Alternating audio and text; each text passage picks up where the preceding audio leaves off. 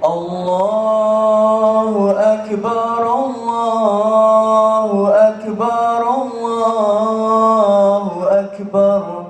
La ilaha illallah, wallahu akbar, Allahu akbar, walillahil hamd. Assalamualaikum warahmatullahi wabarakatuh.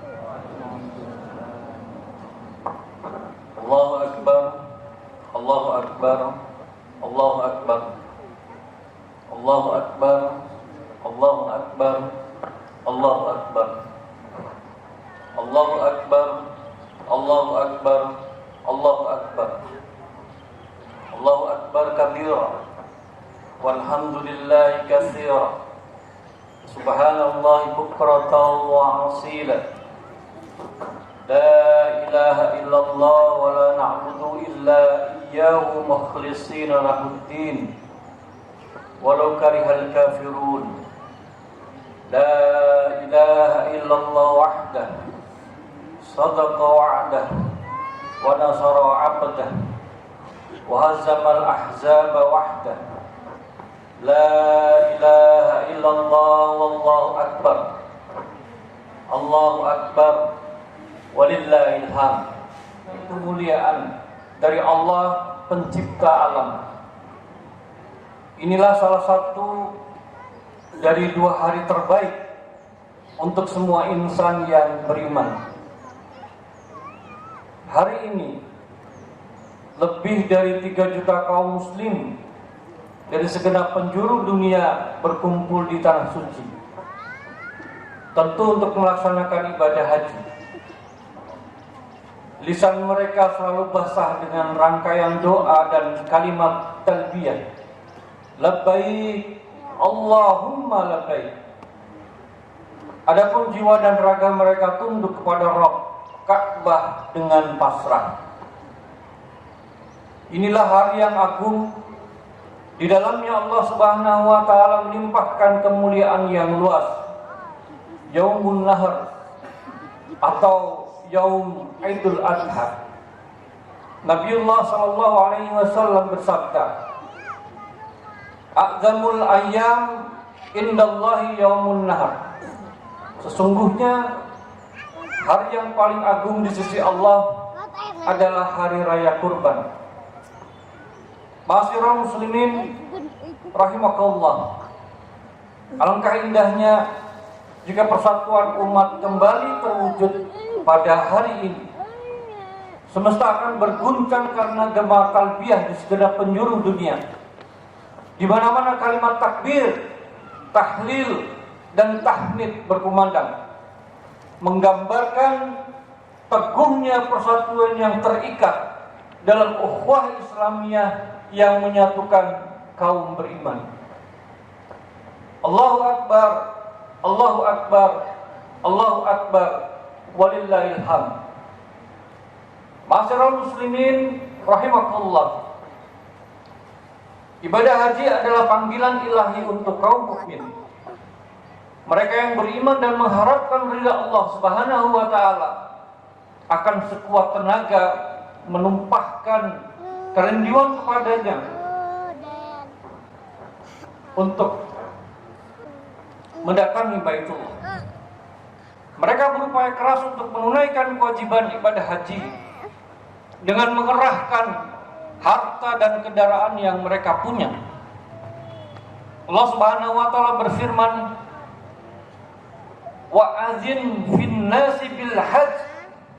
Serulah manusia untuk mengerjakan haji.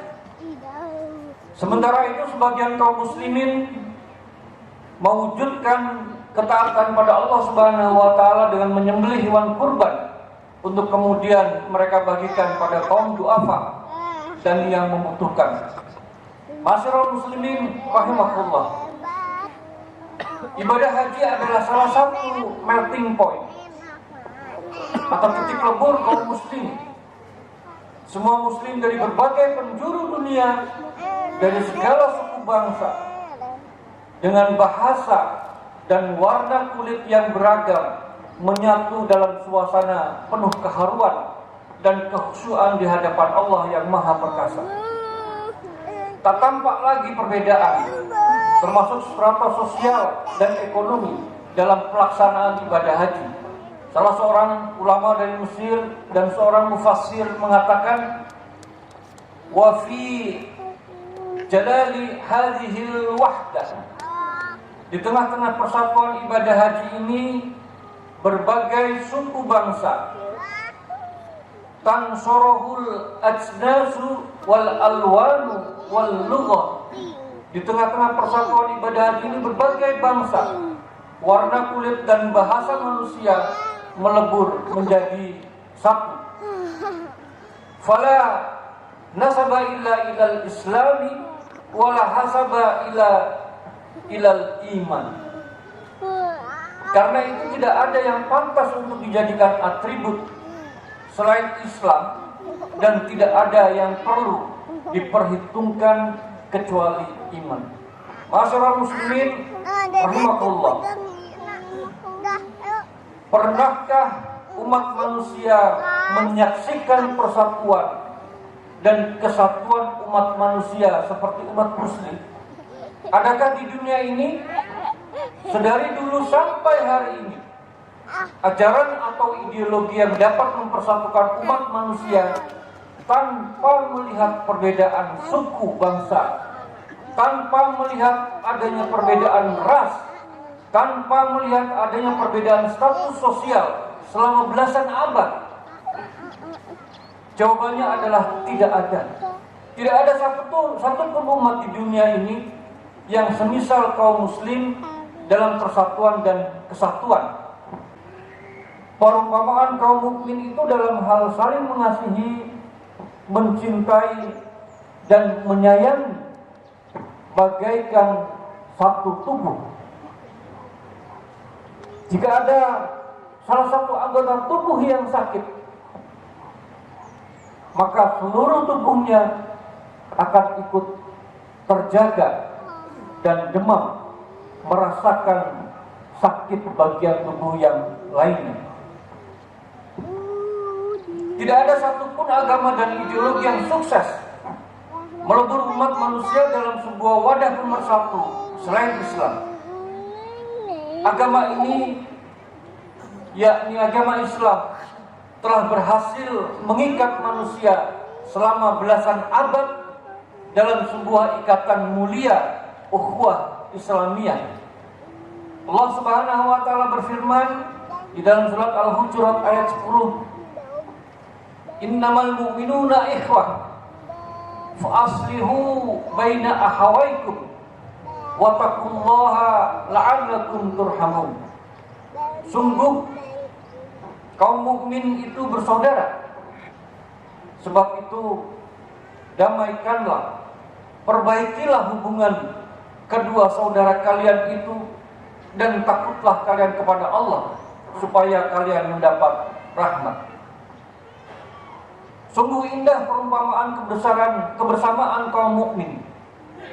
Mereka digambarkan oleh baginda Nabi Shallallahu Alaihi Wasallam laksana satu tubuh. Sabda beliau, "Matsalul mu'minin fi tawaddihim." Perumpamaan kaum mukmin itu dalam saling mengasihi, wa tarhumuhum wa ta'adzufihim, matsalul jasadi idza taka minhu utbun tada'alahu sa'irul jasadi bisyaharil wal humma. Dalam hadis di atas juga terkandung tuntutan untuk turut merasakan rasa sakit dan penderitaan yang dialami saudara seiman. Pada akhirnya air itu masih utuh.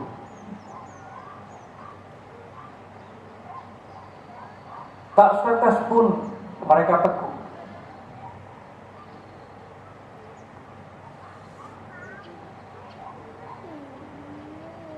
Karena masing-masing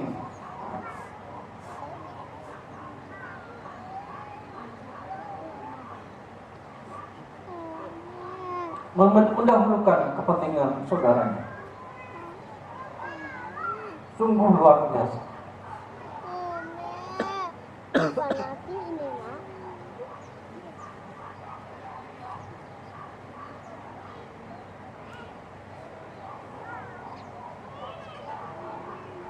Sungguh luar biasa rasa persaudaraan yang diciptakan oleh sahabat Nabi.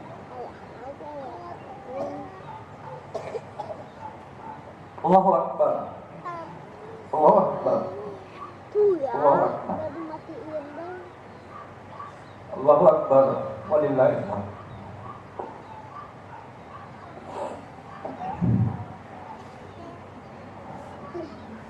Masyaallah muslimin rahimakumullah.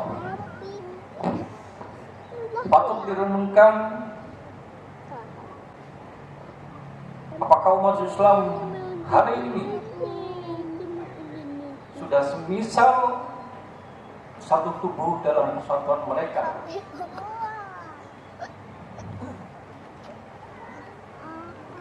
ataukah kebersamaan dan persatuan mereka semua itu semu belaka.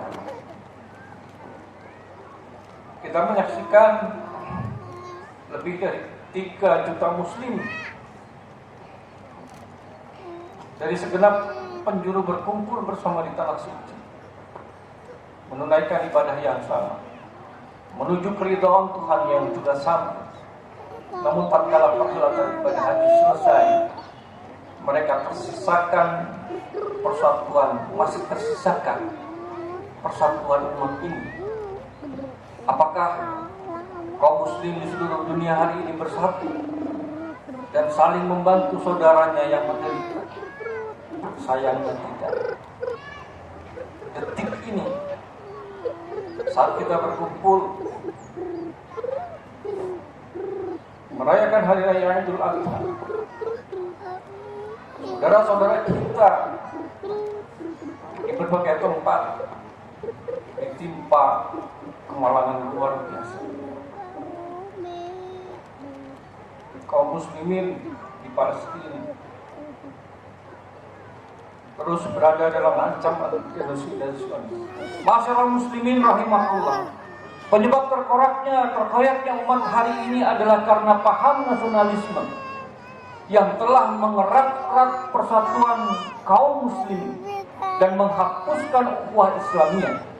Setiap penguasa negeri muslim tidak peduli dengan urusan negeri muslim lainnya, bahkan mereka tidak jarang bermusuhan satu sama lain.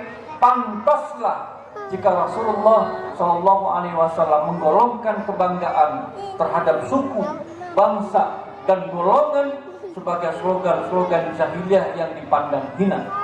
Karena itu umat Islam wajib kembali bersatu dalam ikatan ukhuwah Islamiyah. Hal itu tidak mungkin tercipta dalam konsep negara-negara dan paham nasionalisme. Ukhuwah Islamiyah dan persatuan yang hakiki hanya bisa terwujud dalam wadah yang telah ditetapkan syariah Islam, yakni khilafah Islamiyah. Agama ini menghendaki umat Islam berada dalam satu kepemimpinan. Sungguh imam atau khalifah adalah perisai